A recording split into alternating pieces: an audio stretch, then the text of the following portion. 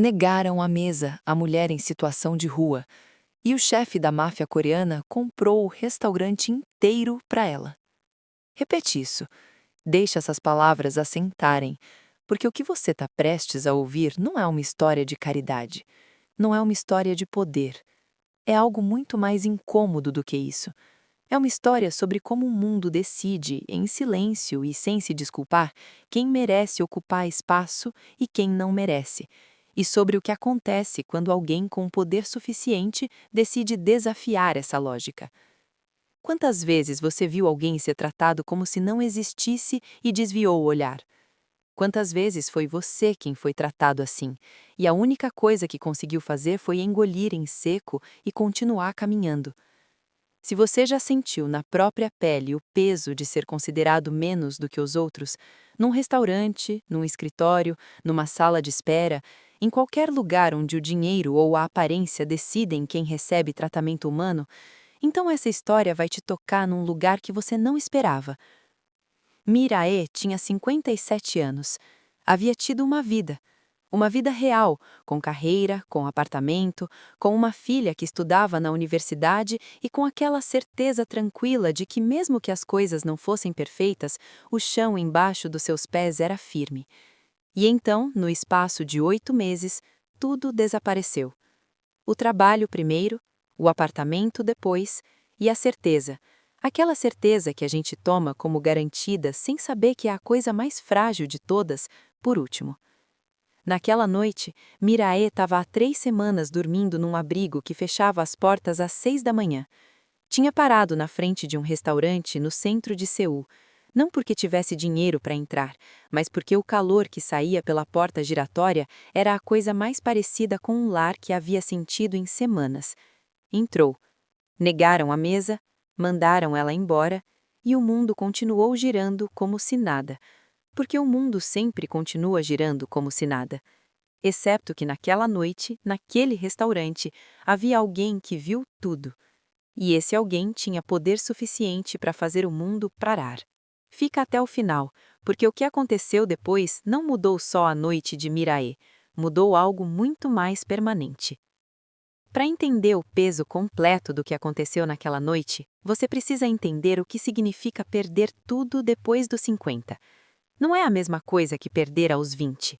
Aos 20 a perda dói, mas existe algo que a cultura chama de resiliência juvenil, aquela capacidade biológica quase irracional de acreditar que o amanhã vai ser diferente. Aos 57, a perda tem outro sabor, mais definitivo, mais frio. Porque você passa décadas construindo algo e quando desmorona não tem tempo narrativo suficiente para reconstruir do zero, ou pelo menos é isso que o mundo te faz acreditar. Mirae havia sido contadora, 22 anos na mesma empresa de logística em Seul, promoções graduais, avaliações impecáveis, o tipo de trajetória profissional que em qualquer outra época teria garantido estabilidade até a aposentadoria. Mas as empresas de logística coreanas em 2019 começaram a se reestruturar com uma velocidade que seus próprios funcionários não anteciparam. E Mirae, com sua experiência valiosa, mas sua idade considerada inconveniente, foi parte do primeiro corte. Ela tentou de tudo. Mandou currículos durante meses, foi a entrevistas onde os entrevistadores olhavam para a data de nascimento no formulário com aquela expressão que não diz nada em palavras, mas diz tudo em silêncio. Pegou trabalhos temporários, reduziu gastos, vendeu coisas. E mesmo assim, o apartamento que havia pagado durante 12 anos acabou sendo caro demais para uma mulher sem renda estável numa cidade que não perdoa a precariedade econômica. Sua filha, Jiu-hee, estudava em Busan, com uma bolsa parcial e trabalhava meio período para cobrir o resto. Mirae havia escondido a verdade dela por meses, respondendo às ligações com aquela voz tranquila que as mães desenvolvem para proteger os filhos dos terremotos que acontecem em silêncio. Você conhece essa voz? Já a usou alguma vez? Ou já a ouviu de alguém que amava? Naquela noite, Mirae caminhava pelo distrito de Junggu com uma sacola de tecido que continha suas coisas mais essenciais e a certeza discreta de que o abrigo já estaria lotado se não chegasse antes das 9. passou na frente do restaurante Haenyeo, um daqueles lugares com luz quente e janelas grandes e mesas de madeira escura que irradiam a promessa de pertencimento para quem pode pagar por ela. E o calor que saía pela porta a parou. Só por um momento, só para sentir algo parecido com quando tudo era diferente. O que aconteceu quando Mirae entrou no restaurante durou menos de 3 minutos, mas esses 3 minutos contêm mais informação sobre como o mundo funciona do que qualquer livro de sociologia que você já leu na vida. Ela entrou devagar, com aquela consciência dolorosa que as pessoas em situação de rua têm sobre quanto espaço estão ocupando e quanto barulho estão fazendo. Se aproximou da moça no pódio de recepção, uma mulher de uns 25 anos com um uniforme preto e um sorriso profissional que congelou no instante em que processou visualmente Mirae. A sacola de tecido, o casaco desgastado, os sapatos que caminharam longe demais. Desculpe, disse Mirae, com aquela educação que sobrevive mesmo quando tudo mais já foi embora. Tem alguma mesa disponível? A recepcionista olhou para os lados com aquele gesto rápido e involuntário de quem busca apoio antes de fazer algo incômodo, e então disse o que disse. Não foi grossa no sentido técnico da palavra, foi algo pior, foi fria, foi eficiente. Explicou que o restaurante estava lotado, embora houvesse mesas vazias visíveis de onde as duas estavam paradas. Disse que talvez ela pudesse tentar em outro, e com aquele sorriso profissional de volta no lugar como se nada tivesse acontecido, virou as costas. Mirae não protestou, não porque não tivesse razão, mas porque levava meses acumulando esse tipo de momento e havia aprendido que protestar quando o mundo te categorizou como insignificante só te custa a pouca energia que te sobra. Deu meia volta e naquele momento, de uma mesa no fundo do restaurante, alguém viu tudo. Kang Jun-ho tinha 48 anos e levava 20 construindo uma das organizações mais poderosas e invisíveis do crime organizado na Península Coreana. Era o tipo de homem que os jornais nunca nomeavam diretamente, que os políticos chamavam de contatos e que os empresários visitavam quando os caminhos legais não eram suficientes. Naquela noite, jantava sozinho, como fazia com frequência, no restaurante cujo dono lhe devia 3 favores que nenhum contrato poderia ter documentado, e havia visto cada segundo do que acabara de acontecer. Não com indignação performática, não com aquela surpresa fingida de quem finge que o mundo é melhor do que é, com algo muito mais perigoso do que a indignação, com reconhecimento, porque Kang Jun-ho conhecia exatamente aquele olhar, havia visto no espelho durante anos demais da própria história. Kang Jun-ho não se moveu imediatamente. Observou Mihai sair pela porta giratória, com aquela dignidade silenciosa que é a forma mais devastadora da dor. E então fez algo que nenhum dos seus associados teria esperado dele. Ligou para o dono do restaurante. Não para o gerente, para o dono, no celular pessoal. 3 toques. Quanto vale esse restaurante? Silêncio do outro lado. Depois um número, dito com a confusão de quem não entende o contexto da pergunta. Te dou o dobro, esta noite, em dinheiro, e preciso que esteja vazio em 20 minutos. O dono, um homem que havia aprendido faz tempo que certas perguntas de Kang Jun-ho não eram realmente perguntas, disse que sim. Kang Jun-ho desligou. Deixou sobre a mesa dinheiro suficiente para cobrir o jantar de todos os clientes presentes, mais uma quantia que ninguém teria recusado pelo transtorno, e pediu ao seu assistente, que sempre estava perto sem ser visível, que encontrasse a mulher que acabara de sair. Não a assuste, só diga que tem uma mesa disponível. O que aconteceu nos 20 minutos seguintes foi uma coreografia silenciosa e absolutamente surrealista. Os clientes do restaurante foram informados, com a maior cortesia possível, de que a cozinha fecharia antes do previsto naquela noite, que as contas estavam cobertas e que receberiam um convite para um jantar privado na semana seguinte como compensação. Ninguém reclamou muito. O dinheiro tem essa capacidade de fazer os inconvenientes se dissolverem com uma rapidez surpreendente. A equipe foi informada de que o restaurante havia sido reservado por completo pelo resto da noite, e Mihai, que havia caminhado meio quarteirão e estava prestes a dobrar a esquina em direção à escuridão do resto da sua noite, foi alcançada por um jovem de terno que lhe disse, com uma inclinação respeitosa de cabeça: "Senhora, há uma mesa disponível para a senhora. O restaurante está esperando." Mihail olhou por vários segundos, procurando a armadilha, procurando a crueldade que na sua experiência recente sempre chegava disfarçada de gentileza. Não encontrou nenhuma. Seguiu o jovem de volta ao restaurante e, quando entrou, encontrou o lugar completamente vazio, iluminado com aquela luz quente que antes lhe havia parecido uma promessa inalcançável, com uma única mesa preparada no centro. E nessa mesa, de pé, esperando por ela, estava Kang Jong-ho. "Por favor, sente-se, o jantar é seu." Essas foram as primeiras palavras que Kang Jong-ho disse a Mihai, sem explicações prévias, sem o tipo de introdução carregada de condescendência que transforma a generosidade em humilhação. Só isso, um convite direto, dito com a segurança tranquila de quem não precisa ser agradecido para saber que está fazendo a coisa certa.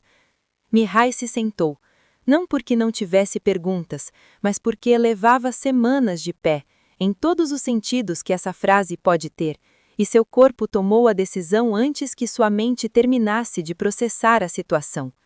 O chefe, que havia permanecido na cozinha enquanto o resto da equipe esperava instruções, começou a trazer pratos. Não o cardápio padrão, a cozinha completa. Cada prato que o restaurante era capaz de preparar, apresentado com a mesma atenção e o mesmo cuidado que qualquer cliente pagando o valor mais alto teria recebido. Mihai olhou para tudo aquilo à sua frente e sentiu algo que é muito difícil de nomear com precisão. Não era gratidão ainda, era algo anterior à gratidão.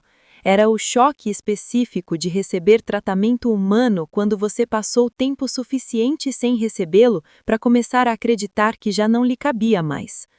Kang Jong-ho se sentou a uma distância respeitosa, não na mesma mesa, mas numa adjacente, com o próprio café, sem invadir o espaço que ela precisava para processar.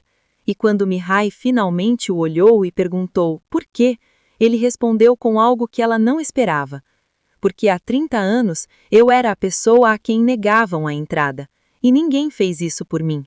Aqui você precisa pausar e deixar isso chegar, porque Kang Jong-ho não estava mentindo.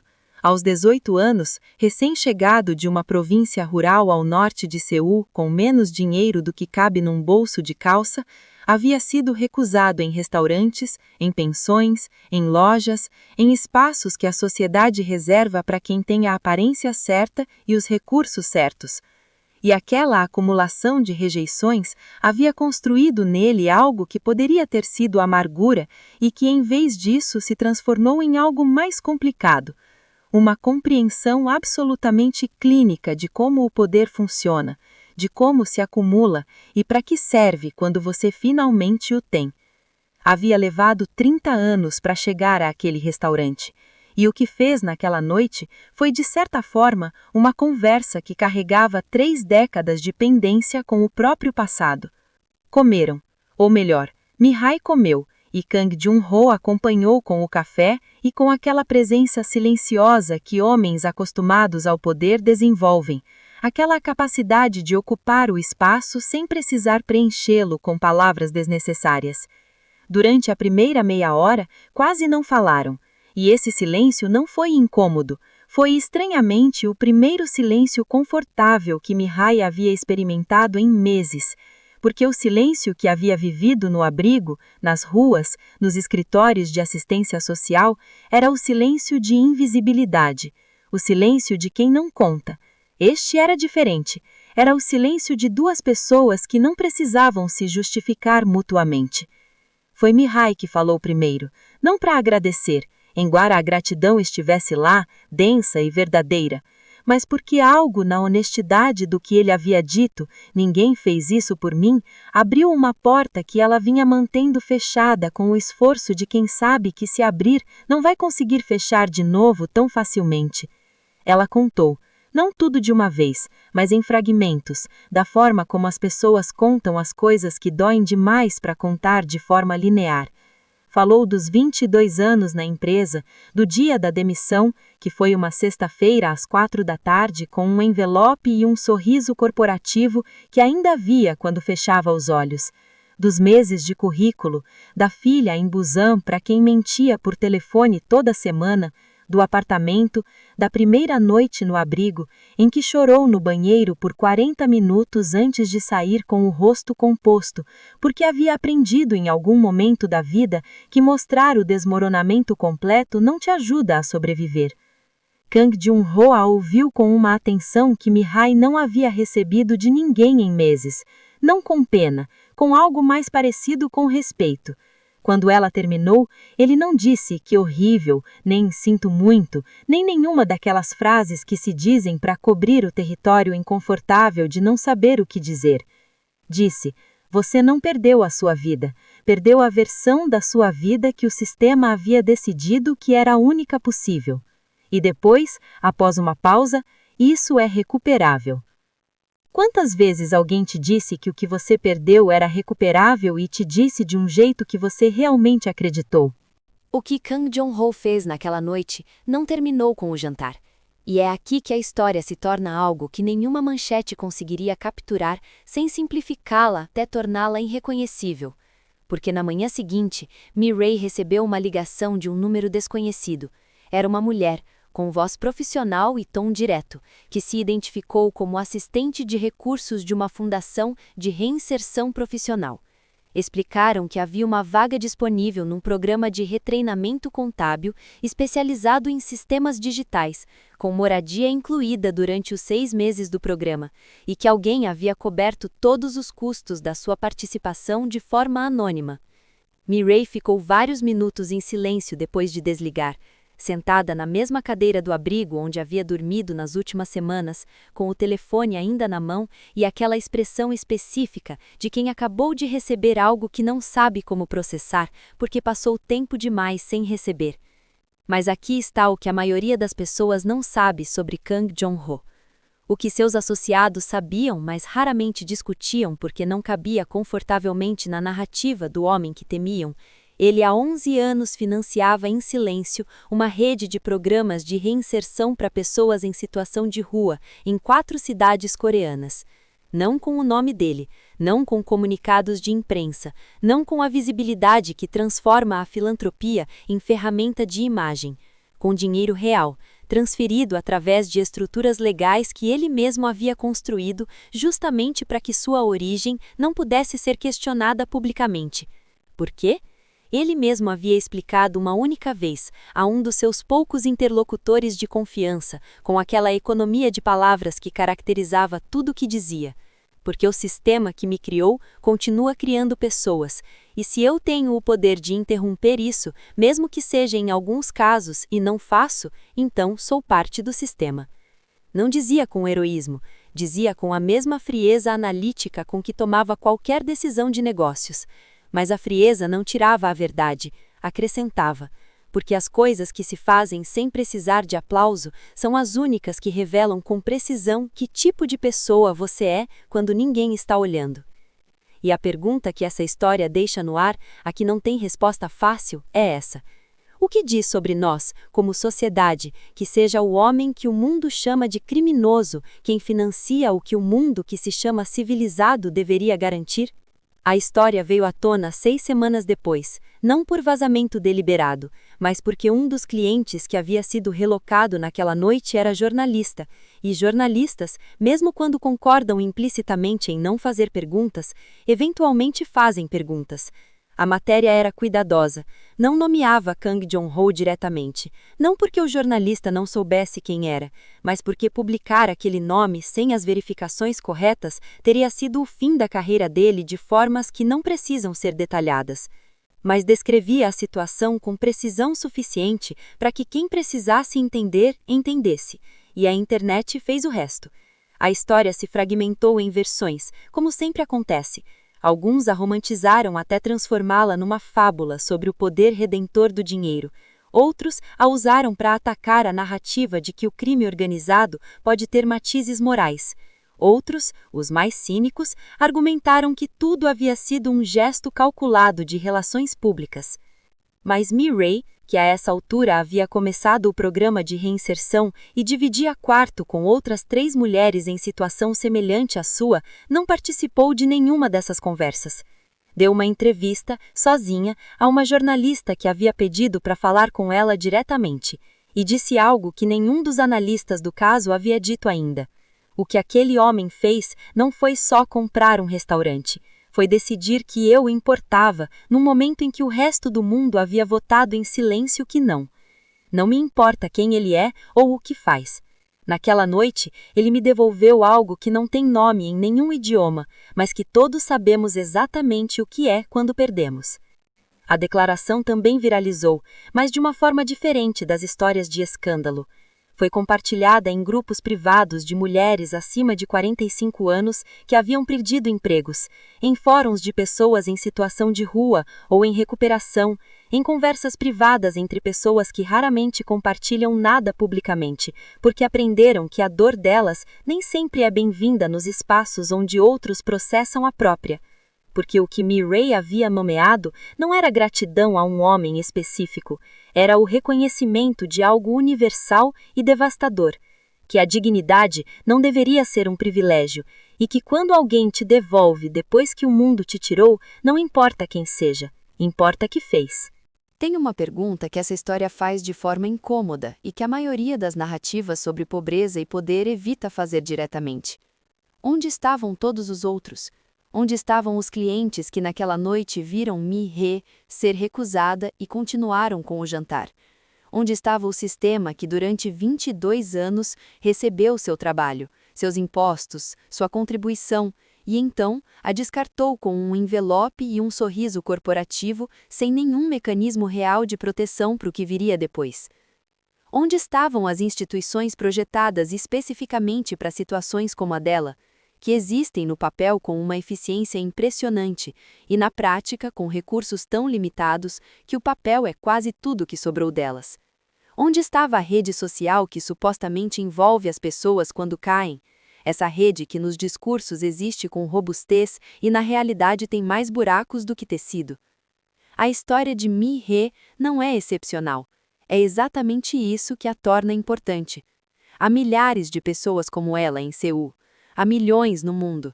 Pessoas que construíram vidas funcionais e completas durante décadas, que fizeram tudo o que se supõe que se deve fazer e que mesmo assim caíram porque o sistema em que depositaram a confiança não foi projetado para segurá-las quando falhou. E o que faz com que a história de Mi-rae seja contada e as dos outros não é que ela seja mais merecedora.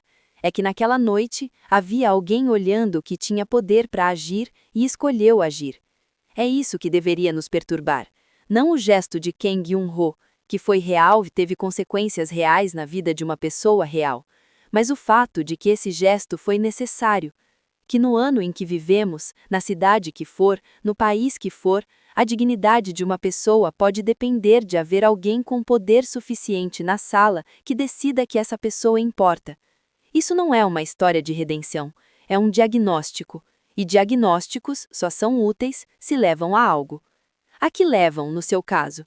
Quando foi a última vez que você teve o poder, mesmo que pequeno, de fazer alguém sentir que importava e o usou? Mi-rae terminou o programa de reinserção 7 meses depois daquela noite no restaurante Haenyeo, com uma certificação em sistemas contábeis digitais que não existia quando ela começou a carreira, e com algo mais difícil de certificar, mas igualmente real.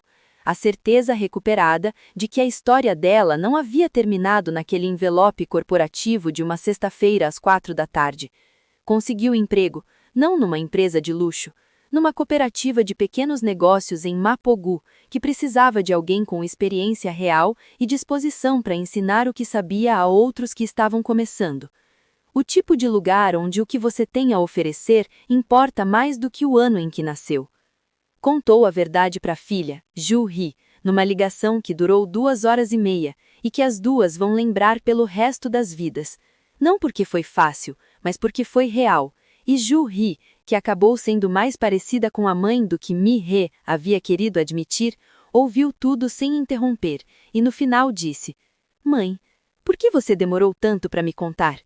com aquela precisão devastadora que só os filhos têm quando dizem exatamente o que você precisa ouvir, mesmo que doa.